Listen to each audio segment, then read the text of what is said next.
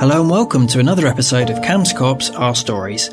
A warning at the start of this podcast that it features content only suitable for adults and contains descriptions of abuse which some listeners may find upsetting. Today we are joined by Janet Cameron, who is being supported during the interview by the officer who investigated her case.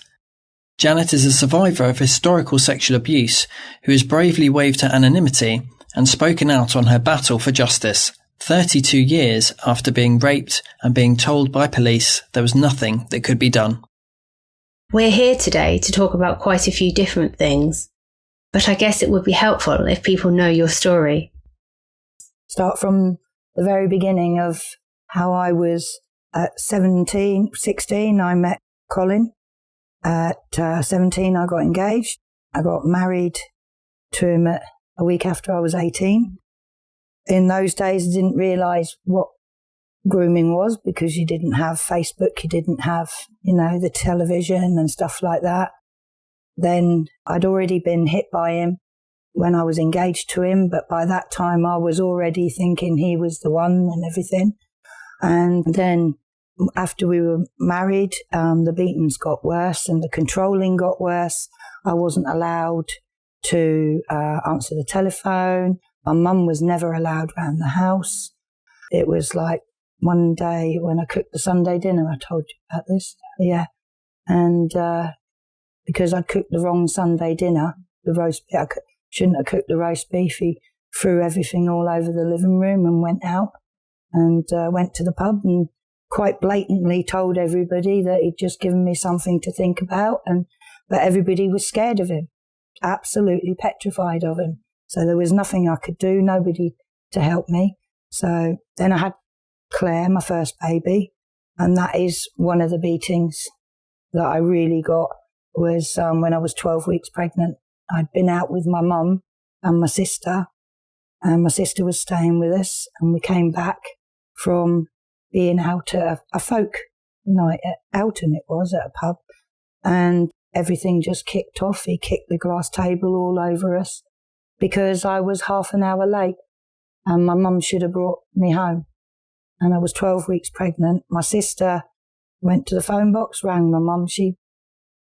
They picked her up. They begged me to go, but I was too scared to go because I knew he would follow and they would be in danger. So I stayed. And that's when I got beaten very, very badly with steel-toe cap boots, trying to kick me in the stomach and everything, ripped my clothes off. And he actually did go down to my mum's house and smash their window in. I tried to ring them to warn them. He was on the way. And then he came back. And then I managed to run out the house. And I rang my mum and said, no, you have to pick me up. And at 1 o'clock in the morning, I was down at the doctor's surgery seeing if the baby was all right. As it was, the baby was all right. I had Claire. And then she was rushed to Great Ormond Street Hospital and she died at 10 days old. When we were on our way down there, because we were at home, he popped into his mum's and told me I had to stop crying. Otherwise he wasn't going to take me to see her. So I always learned not to cry, to hide everything, stop crying. So I stopped crying and I had to act normal. Went to the hospital. They shut down all the machines and she died in my arms. And the worst thing of that is that they cleaned her all up, put her in a bed and gave her a little yellow flower to hold. And then the nurse came in and said, right, you can go and see her to say goodbye. And I was told, no, we're not going in. No, you won't leave her. You'll start crying again. And I was like, no, I won't. I just want to say goodbye.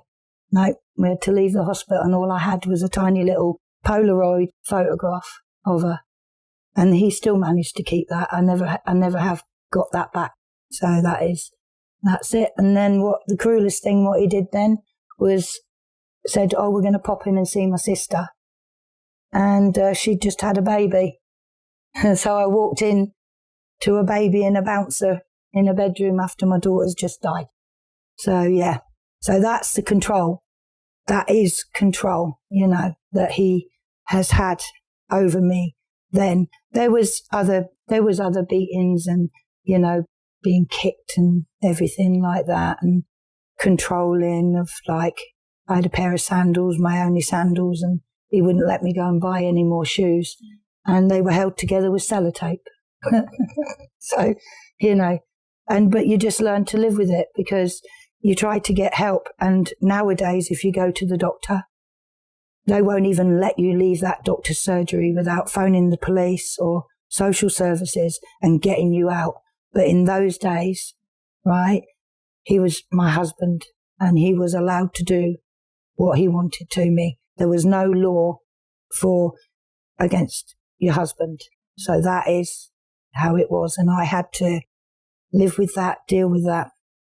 I had Chloe, and then Chloe was 1 year old. Colin and I had split up, and I'd managed to leave and get away, and I had Chloe at my mum's. And one day he asked me and said, "I want to meet up with you at the pub at Greystones, at the pub, and I want to talk about Chloe." So we talked. We went in, and I always remember there was a carpet sale on. In those days, they did carpet sales. And we went into the pub, and then I said, "I need to go home now. I'm going home." And he said, "I'll drive you." And I said, No, it's fine. It's okay. I'll walk. And he went, "No, I'll drive you." Right? And he started to get angry, and I knew what was going to be coming. And that would be very embarrassing in front of everybody in the pub, So I knew to keep calm, say, "Okay, all right, okay." So stupidly, I got in the car. And instead of turning left to go down to my mum's, he turned right and sped off like a bat out of hell all round the country roads. Locked the car, leaned over, locked the car, and then said, if you try to escape, he said, "you'll kill yourself." And I knew if I tried to open the door and jump out, I would have been dead. And he drove, and he was driving and took us to near, Alton Bromswell, to this clearing on these crossroads, I always remember. And that's where I was raped, because I knew I had to do what he told me to do and everything. I won't go into details. And that's where I was raped. And the only way I could think about getting out of it was by saying, "I need to go to the toilet," because I knew the pub was close. I need to go to the toilet. So he said, "Go in the trees." And I said, "No, it's dark. I don't like the dark and that. I don't want to." I said, "Well, there's a pub up the road. Can we just go up there so I can go to the toilet?" And so we pulled in, and then I said to him, "I need to ring my mum. My mum's got Chloe." I said, "She's going to be wondering where I am." And this was my trying to get out, trying to get contact with people. So he let me ring my mum, but he was standing in the phone box right beside me listening in. And he said, "Tell your mum we've got back together." So my mum's on the phone. And I said, "Mum, I've got back together with Colin." All she could do was go, oh no, Janet, what you doing? And she wasn't even thinking. And she still to this day cannot remember me saying, "Help." And that's when he shut the phone down. And he went, "Don't ever do that again." He says, "No one's coming to help you." He says, "I'm going to keep you for a few days." He says, "And then I'm going to decide what I'm going to do with you." So I knew there and then, this is it. This is it. In his eyes, everything, his just whole demeanour, everything, this is totally it. Right, I'm on my own here. I've got to escape or I'm dead. Right? So I knew it. So I said, "I still need the toilet." I'm trying to think. And so we went into the pub, and he made sure where the bar was that we sat here. And I'm sure he sat there so he could see the door, and I had to sit there. And then he said, "You can go up and get a drink." And then he wanted to go and get some cigarettes, and they were by the front door. And I know at that time they were sure there was a machine by the front door. So I made the move to go to the bar, and I stood at the bar and I went, please phone the police, please phone the police. And the barman went, there's a phone box over the road. And then at that time, Colin came straight in going, what's going on? Nothing's going on, nothing's going on. What do you want to drink? What do you want to drink? And the barman's looking at me like I'm crazy. You know, there's this young 20-year-old girl there, nearly 21, you know, like in an absolute, they must have seen that I was petrified, absolutely petrified. But in those days, people just didn't know all about this. And I think the pub landlord can remember all of this, can't he? So, yeah, he gave a statement, didn't he? Yeah. So what happened is we went back down to sit and have our drink. And then I thought, right, this is it. I've got to make my move. So what I did is I left my handbag there, just because if I took my handbag with me, that would have given a signal.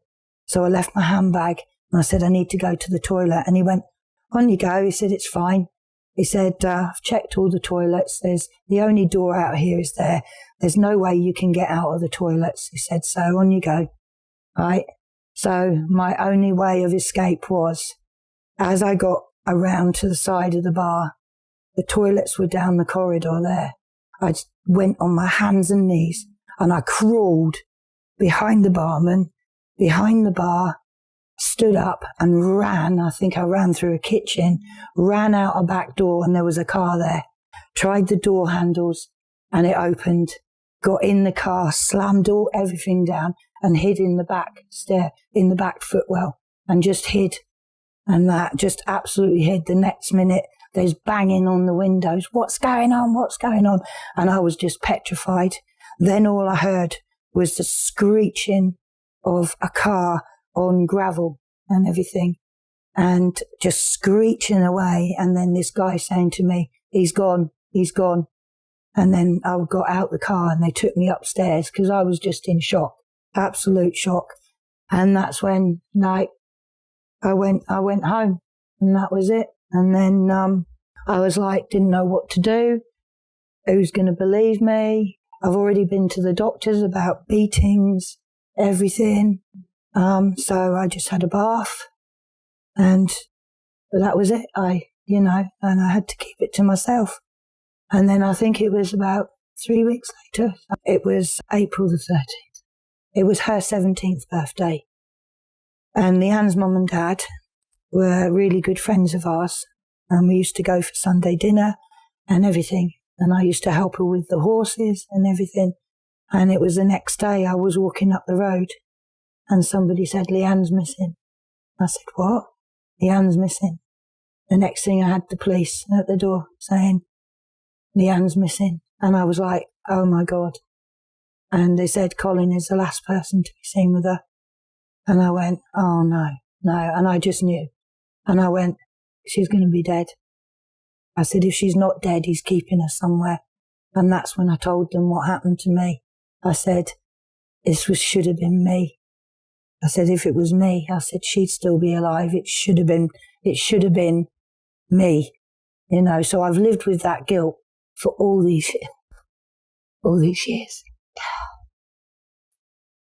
So, yeah.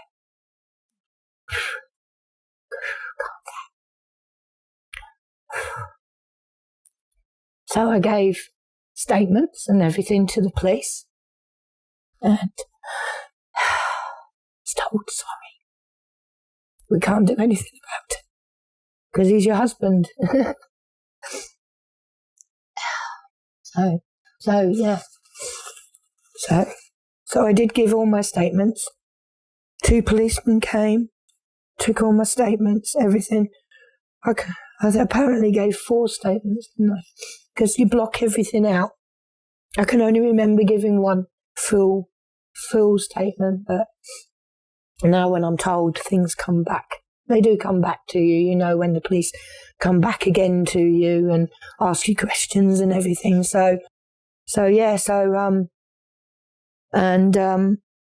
Policeman came down to me and said, she's still missing. And he said, we've been up to the house. And I went, oh, I said, he'll be so cool, calm and collected. I said, he could do something right in front of you and make you think that he didn't do it. You'll actually believe he didn't do it, even though he did it right in front of you. And this policeman said to me, don't worry, Janet, he was a bit too cool, calm and collected. I went, he's got her. If he was the last person seen with her, he says, well, we know he was the last person seen with her because he was seen in the pub with her that night. He was seen in the pub with her, and it was her birthday, and she didn't look very happy. She was 17 years old, for God's sake. It was her 17th birthday. And then I think the next day, that's when he disappeared. Totally disappeared off the face of the earth. And eventually it was an off-duty policeman in Guildford, saw him in a car, and then they gave chase.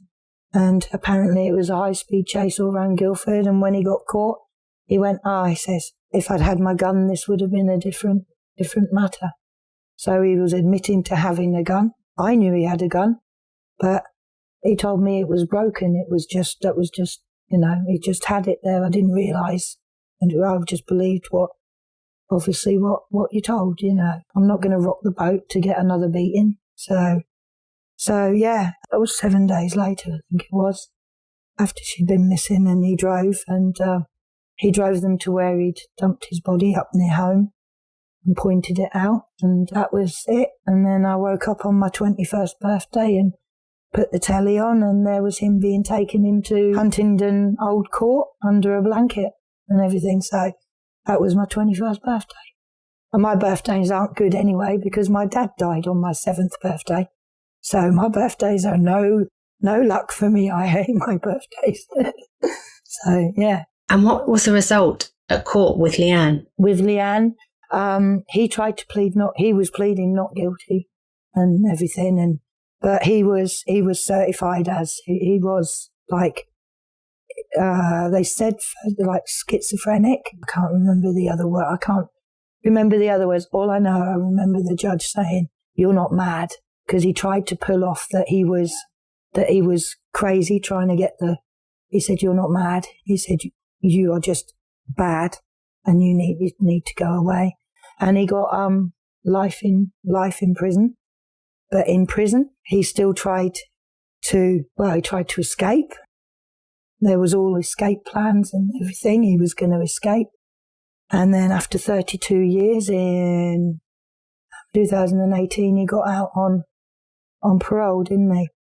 And I was given the phone call and got out on parole. And once again, I told my story to this lovely police lady and said, yeah, he shouldn't be out. He's going to do it to somebody else. He did it to me. Look what he did to Leanne. And she said, what do you mean he did it to you? And I said, well, I gave all my statements and everything. And that's when I said, but nothing can be done because he was my husband. And she said, no, Janet, something can be done. The law's changed. Something can be done. And that's when we started our 2-year ups and downs and me totally up and down and not knowing where I was, whether I was coming or going, still trying to hold down a job full time, trying not to show people at work how it was affecting me, my confidence. I was a nervous wreck. I mean, I used to feel sick going into work. I knew I was doing phone calls, interviews, trying to keep that sort of away from work, not get into trouble at work for being on the phone, and because they didn't understand what this meant to me. This is such a big thing and what it means to do this. And it was so hard, but you were totally by my side. And at least once a week you would say to me, Janet, we can stop this. We can stop this. And I went, no, I said, I don't care how hard it gets. I do not care if we can get justice and I can get justice, right? I said, this is what I want to do. So we had to do all this on the quiet while he was on parole, didn't we? And we did it all on the quiet while he was on parole. No, not letting him get an inkling because we don't know what he would have done to me. That was hard work, going to do the video interviews with you. That opened up boxes and boxes and boxes that I had literally myself blocked away in the back of my brain. I mean, I was still what people call jumpy Janet, and like somebody would just lift a hand, and I still do it to this day, but not as bad now. And I also, if you notice, I don't say sorry every other word. I don't have to say sorry to anybody, right? And that's all I ever used to say was sorry, sorry, sorry, because I always felt I had to apologise for myself. If I'd walked into a lamppost, I'd say sorry to the lamppost. So it's, but yeah, so we did all that. That was really hard. That was really, really hard to open all those boxes and come out. But then you did all the hard work. You found all the statements. My medical records I released to you. All my medical records, you said, Janet, your medical records are absolutely brilliant, because it's amazing what the doctors write once you leave that room. I've never seen them. I don't actually want to go back, and I don't want to go back and see them and all the injuries and everything, because remember that last time when I managed to leave was one of the worst times, when he got the telephone wire and everything to go round my neck and bashed my head off the wall that hard that it actually felt like my head was hitting a pillow. And I had all the strangulation marks round. And the one thing I feel guilty about is I tried to escape and I ran out the back door. But now when I think about it, I left Chloe upstairs in her cot asleep. But just self-preservation comes over you, because if I'm not there, who's she going to have? And then he carried me in and said, you're never leaving me. And then the next day, the health visitor came round, and I'd forgotten that I'd missed an appointment. He'd gone out the back door to go on his bike. She'd pulled up as he'd gone out the back. She was walking up the pathway to the front door as he came round the corner. He saw her coming up. He about turned. As I opened the door, he barged in the back door. What's going on? What do you want? And then she saw the fear in me, she said, and she saw the marks on my neck, and she thought quick on her feet, and she went, oh, hello, Colin. I'm just here to say to Janet that she forgot her appointment with Chloe for a health check. Janet, can you come down tomorrow, And he went, I'll bring her down. So he took me down. He was in the waiting room.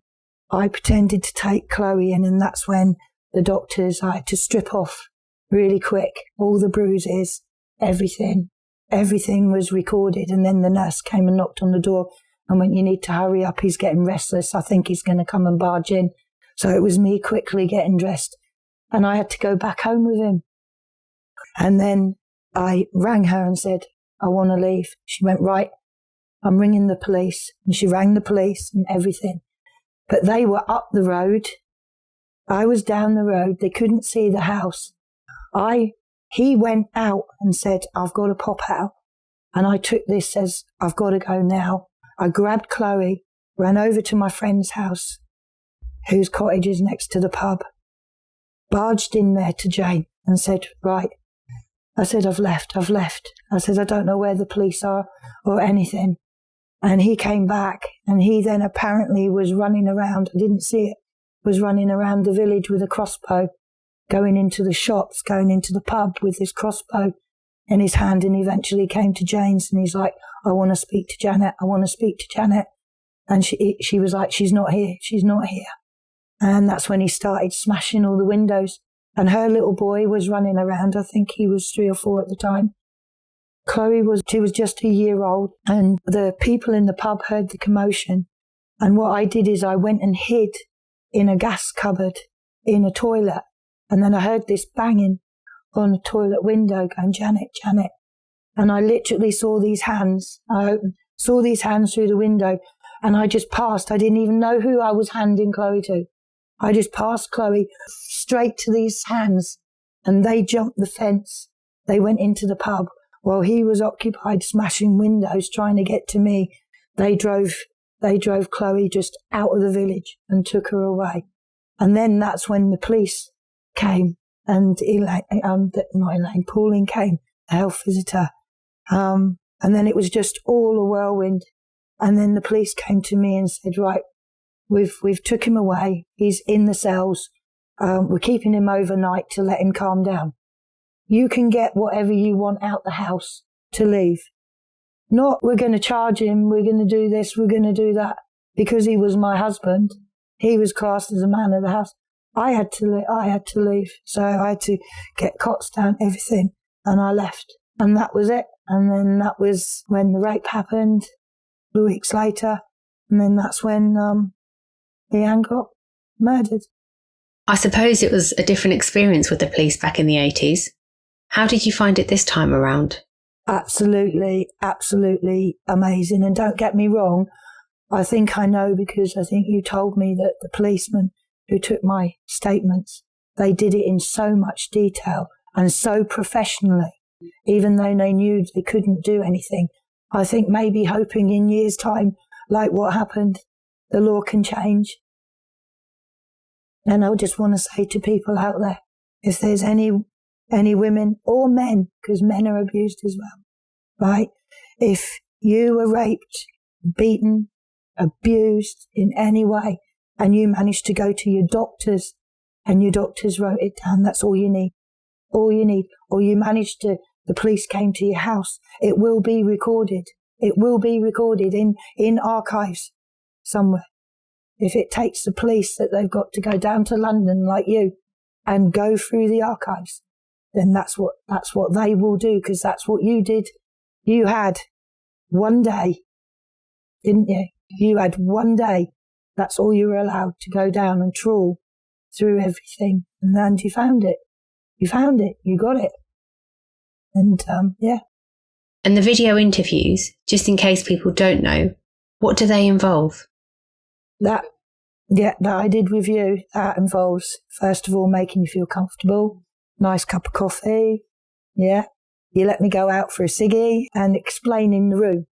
And it's a nice comfy sofa and just explaining the room, where the microphones are, where the cameras are, because I think there was a couple of cameras in there. And I know there was a couple of microphones, and that I could say stop at any time.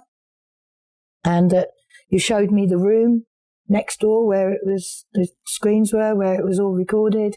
So totally different, relaxed. I knew I could stop it at any point. I was in control, so I could stop it at any time I wanted to. But I just wanted to do it. I had that gut in me, and that felt like, I'm not a strong person, but you know, this has given me strength, and this is why I want to do this, because I want to help other people. I want them to pick up the phone, right? Or if they can't pick up the phone, just go to the doctor or go to somebody at work. Just talk to somebody. Talk to somebody, and somebody else will take on that and know what to do if you don't know what to do yourself. In a lot of places at work, HR people nowadays are trained in seeing differences in people, and that, and they are trained, not highly trained, but trained. So if you have a HR department in your work, and that's where you're away from your abusive partner, because they know you're at work and they know where you are, you go there, you ask for help, ask somebody for help, and you will get help there and then. You won't be like sent home or whatever, unless you say, well, I've reported it and I want to see what, I'm going to go back. But if it's a historical, if you're still with this person, you know, it could still be going on in a different kind of abuse, in a different way. You know, it's verbal abuse. My abuse was verbal. My abuse was taking all my rights away. I wasn't allowed to do anything. All my rights were taken away. You know, even answering the door. Or when my mum used to ring, I'd say, oh, who was that? Because he would answer the phone. Oh, just told her you weren't here. Some people are concerned as well that once they report to police, they're left in the dark and don't know what's going on. What was your experience? No, I was kept in the loop by you all the time. Although, because mine can be different because I'm not living with the person. But you will always find a way of contacting that person without the partner or the abuser being there, whether it be at work or through a friend, or a parent. Whereas if there's a certain day you go to visit your mum and your dad, you can get a diary of the times and days where you know you're going to be on your own, where and that's when you will accommodate them. They don't have to accommodate you. I didn't have to accommodate you. You accommodated me, and if I said, I can't make it that day or whatever, but it is different if you are in that abusive relationship now. It's different. But I just want to say to anybody out there, if this happened to you, all those years, doesn't matter how many years ago, go and talk to somebody. Go and talk to somebody, or I'm sure there's a helpline number that they can phone, and you will treat them with the utmost respect, not just fob them off, and they will be listened to, and you could take the steps from there to actually get justice, like what I got, justice. So let's talk about that. What was the end result for your case? The end result for my case was the CPS. We charged him with rape, kidnap, and 3 charges of ABH. Yeah, so rape, kidnap, and 3 charges of ABH. And he was charged with that. And I think he was absolutely shocked because the evidence laid out in front of him. There's just no way he could say not guilty. And I think you said as he walked out the room, he said to the person he was with, I'm just going to have to plead guilty. By that time, you see, he'd gone against his parole conditions himself, because we were going to the CPS to have him put back in prison again before we went to trial. But he put himself back in prison because I remember getting the phone call going, Janet is back inside, because he went against all his parole conditions. And he was going to do it again because I know he was grooming a vulnerable woman. And I know he was back in with the underground people again and the drugs. So he was back inside. And then we went to court, which I didn't get to face him because it was COVID. I didn't get to see him because the videos wouldn't work, but I got to hear him. But just because he changed his name by deed poll to Martin Cooper, I called him and he could hear me. Colin Hill. He's not a different man, although he's Martin Cooper. He's still the same man, and he's Colin Hill. And he got different sentences for each charges, but they were to run concurrent, and the judge gave him 7 years. And he's got to serve 5 of those. Because he served 32 years in prison, one of the longest serving in prison, classed as one of the most dangerous men to come out. That was why he was on the MAPA meetings every month to discuss him. And I was kept in the loop with that as what was being discussed in the MAPA meetings. So that's how you kept me in the loop all the way through as well. And now if he comes up for parole, I can give a victim's statement. And but I don't think he's going to get out again, because I think if he does get out, he'll go right back. He had his chance, one chance after 32 years to prove that he'd changed. He's still a psychopath. And that was something at court as well that you were given the chance to do, a victim impact statement. How did you feel about being given the opportunity to do something like that? That was nerve-wracking, because it was very difficult to know what to say. You helped. I just talked and you helped me with it, but it was so hard to know what to say because I didn't want to be weak. I didn't want to sound weak to him because I knew he could hear me. And I didn't want to sound weak because then he'd won, but I won and I was the strong one. I wanted him to sit there and I hope he was sitting now. Wish I could have seen his face. Still to this day, wish I could have faced him face to face because that's what I wanted, face to face. And to actually say back to him maybe what he actually said to me one time, paybacks are a bitch, Janet. And I really wanted to say that to him, paybacks are a bitch, Colin. But I knew I wasn't allowed to in court. I wouldn't have done it. But that in my heart of hearts is what I wanted to say. But I won. And I got counselling. That helped so much. And I didn't even need the full 6 weeks of counselling and that. And I said, no, I'm fine. And she said, Janet, she said, I can't believe the change in you from when I first talked to you to how you are now, for everything is just lifted, totally lifted. Yeah, I'm a different person. I feel different. I've got that bit of glint in the eye again. So even though the police process was difficult, are you glad you chose to do it? Yeah, I wouldn't change a thing. I would not change a thing. I'd do it all over again. Knowing how difficult it was, knowing how hard it was, knowing how to face people, and still carry on my day-to-day life and try and work as well. Not letting people see how much I was hurting inside, how scared I was inside, because that would have affected my job. So I had to go to work. I would break down when I came home. As you know, I think, a few phone calls, me in tears, you know. So I guess, what are the other things you'd like to encourage people to do if they can?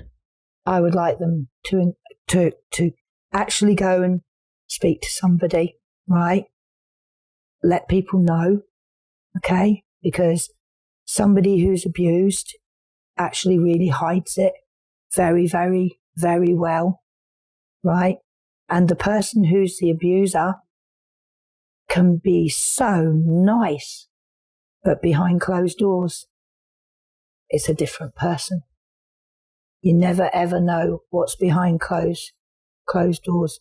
And I always say, because people always looked at me and judged me by my cover, right? Because I tried to be strong. And I will always say, don't ever judge a book by its cover, because people out there do not know what I went through, do not know how I felt day to day, do not know how I struggled with all my emotions, do not know how for 2 years this absolutely petrified me of trying to work, trying to be upbeat for my kids and my grandchildren, not letting my grandchildren know. I mean, I've got a 16-year-old granddaughter at that time. She's 14.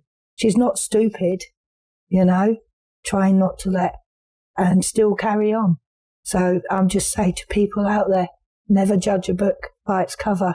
And you also don't know what goes on behind closed doors. And if somebody comes to you, right, even if you know the abuser and think, oh my God, oh, I don't believe that. No, they're telling lies.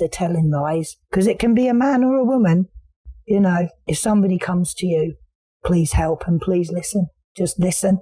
And I'm saying to them, if you go to the police will come to you where it's safe for you. They will not come knocking on the door. Oh, you've made a complaint. You know, you just won't do that. I know that. And you'll find ways of getting in touch and hopefully start the process. Because there are refuges out there. There are safe houses where nobody knows where they are. They will.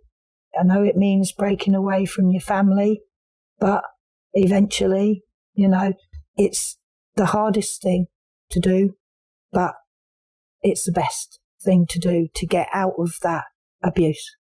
And that's really what I want to get over. If you've been affected by the content of this podcast, you can visit our website for more information or to report any concerns. And that's all for this episode of Cams Cops Our Stories. Remember to subscribe to our YouTube channel so you don't miss the next instalment. Thank you for listening.